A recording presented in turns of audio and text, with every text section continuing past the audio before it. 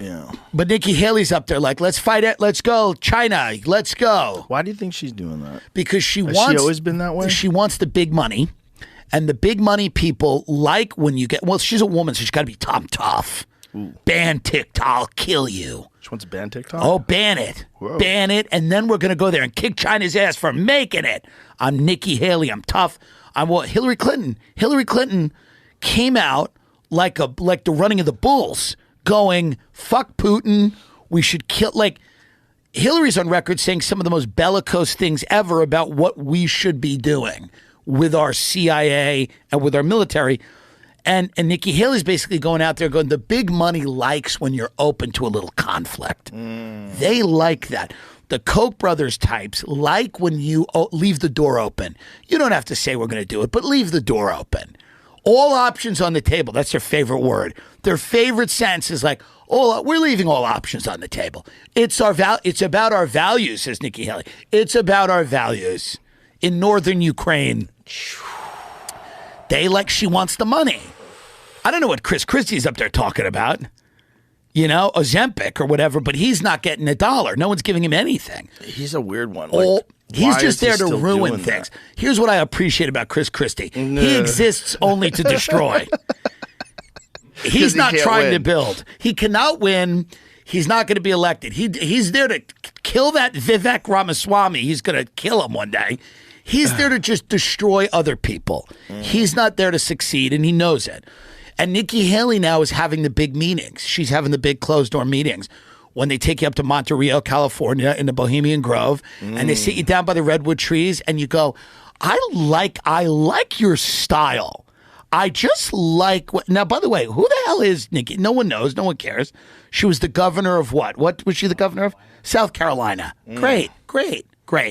But again, none of these people gave a shit back then, right? I think her big thing was when someone climbed to the top of the state house and took away the Confederate flag, she was like, well, that's good. I think she didn't do anything. Like, whatever. She had that moment of like, look at me. I'm the governor and I'm progressive. I'll let people vandalize the Capitol, maybe for its good reason, whatever.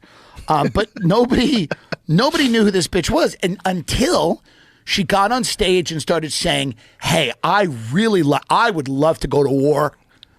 I would love to go to war." And then all of a sudden, all the money started going. You know, Nikki Haley, she's not a particularly engaging or electric, but she's fine, but she's not like somebody who's like, whoa. So what do they do? Do they step in and say we need better speechwriters? What do they do? Do they say we need some sort of a clear, dynamic message that comes from you that's uniquely from a woman's perspective that might excite Republicans? Yeah, the Karl Rove types sit down and go, we've really lost our way here. We've lost our way because right after 9/11, we were able to sell people on this idea that America had to dominate every corner of the globe, and we were going to throw a lot of lives at that, and we were going to spend a lot of money to do that.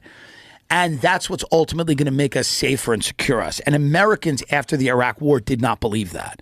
The Americans said, no, we don't believe that.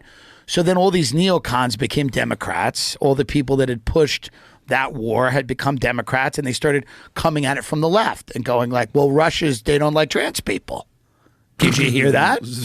They don't like trans people. They don't have a Real Housewives franchise in Russia. Like, they went at it from another way, going like, we have to confront these countries, these evil people like Vladimir Putin, who are irrational. They're not acting in their own self-interest. They're irrational psychopaths that want to dominate the world, even though Putin's never showed any inclination of doing that one time, ever once. But he's gonna. He's 75, and he may or may not have Parkinson's, but now he's gonna go and dominate the world, even though he can barely dominate the Ukraine after a year and a half of fighting. 2 years. But they go, no, he's gonna dominate the whole world. And so the whole idea is basically just like, they have to get back on that thing because Americans have lost the belief in that. You can't sell that to people anymore. Nobody wants to hear that. What do you think changed? The Iraq War. I watched it. I saw it. I was a kid. I was in high school. Friends of mine signed up for the military. RIP to some of them. A lot of them survived. People watched soldiers dying every day. They watched a lot of people get rich. They watched the 10 counties outside of Washington, D.C. become the most valuable places, the biggest, in terms of like net worth. They looked at all these counties around D.C. and they're like, wait, what? We're not talking about the Hamptons or Manhattan or Malibu or the hill country of the Texas or whatever. We're talking about Virginia. And people watched a lot of people get rich. They watched a lot of corruption. They watched a lot of people die. And then what did we get for it in Iraq? What did we really get? What did we get in Afghanistan? The Taliban, they're back. They're back. We left 20 years later with nothing. So then people start going, okay. We didn't just leave. We armed them. We armed them and then cowered out. Yeah. And then so watching that whole process has, I think, disillusioned a lot of people in my generation. I'm 38. And we're looking at all this shit and we're going like, dude, nothing you promised us happened. Right. We don't feel safer. It doesn't feel like we're safer because we invaded Iraq. Have you ever entertained the idea that they left behind all that equipment so that the Taliban could become a threat and they would justify going back in again? It's a circular thing. Keep the door open. It's a circular Leave all thing. options on the table. Let's put them on the table. Nikki Haley will be back in there in 3 months.